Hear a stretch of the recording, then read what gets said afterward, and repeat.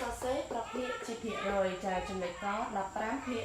75ចាចឹងដើម្បីប្រូប្រភេទនេះឲ្យទៅជាភាគរយចាគុណយក15ភាគបែង75ចាទៅគុណជាមួយនឹង100ភាគចាគុណជាមួយនឹង100ភាគរយចាអញ្ចឹង15គុណជាមួយនឹង100ភាគរយចាគឺបាន1500ភាគរយចាគុណធ្វើការចែកជាមួយនឹង75ចា1500ចែកជាមួយនឹង75ចាអញ្ចឹងគឺយើងកាត់បាន3ទងចា7ប៉ុន្មានដងស្មើជាមួយនឹង15ចាមានទេគឺយើងដាក់បាន2ចា2 5ដង10សរសេរលេខ0ត្រាទុក1 2 7ដង14 14បូក1 10 15 0ដក0 0 5ដាក់5 0 1ដាក់1